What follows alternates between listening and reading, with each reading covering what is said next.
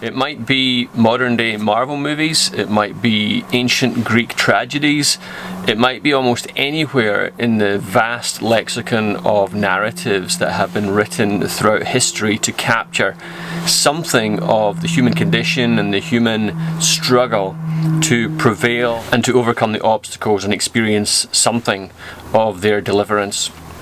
However, in the Greek tragedies, the power is in the fact that that doesn't happen, that there is the lament that something is missed, something is lost, something never materializes that perhaps otherwise might have been. Now, what is it with all of these stories that make them so powerful that when you boil it down, there's almost like a single narrative that runs through everything?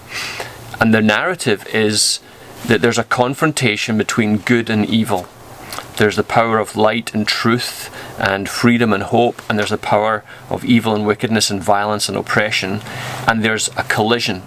That is a historical story that I think every people group in every place can identify with, and it runs deeply through everyone at every time, this confrontation.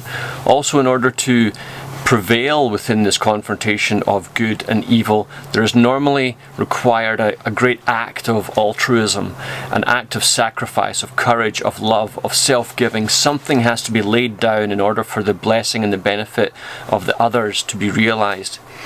This is a universal theme, really. It's a story that prevails and runs through almost every deep narrative that history can identify.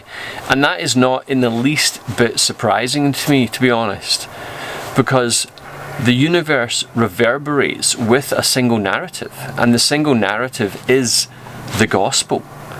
And the gospel is the ultimate story. It's the ultimate confrontation of good and evil. It is our Lord confronting evil and sin and death and wickedness and Satan and all of his minions on the cross. It is the collision of all that is right and all that is wrong, and even unto death, this great act of altruism, this self-giving, this sacrifice, this laying down of one's life to the benefit of the others. And then, of course, in this story there is resurrection. There is the power of life and love that prevails, that darkness does not have the last word, that death does not have the final say.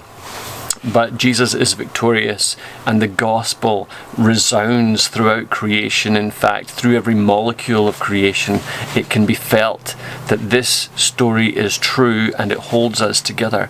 So it doesn't surprise me whether it's storybook characters from the Marvel comics that are now made into movies, or whether it's Tolkien with his classic literature in Lord of the Rings and Middle-earth, or even whether it's Shakespeare. Although he gets caught often in the dark entanglements, there is always this sense of love and justice and the rightness that ought to prevail. It doesn't always in his stories, but we can see it, and we know it when we see it.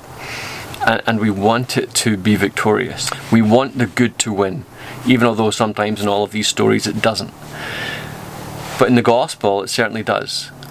And I think when we're considering how to believe in and connect with God, what we need to do is pay attention to the narrative of the earth, the stories that we have told ourselves from ancient times, because so many of them point us towards God. They reinforce the great themes of life and love. They actually proclaim to us shalom and self-sacrifice and the offering of one for the others, altruism, courage, love and goodness, justice. We want it to prevail. We want the right to be done.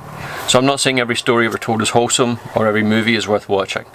I'm just saying that there's a deep narrative to humanity which resonates with the gospel, and it witnesses to God's handiwork in our lives, and it actually reinforces the fact that we are the Imago Dei. We are created in the image of God. Therefore the literature and the art and the music and the poetry and the plays and the stories that come from us somehow witness to that higher good, that great truth, the highest of beauties, which is our Lord. So I hope these thoughts will encourage you, challenge you and bless you. Till next time, peace.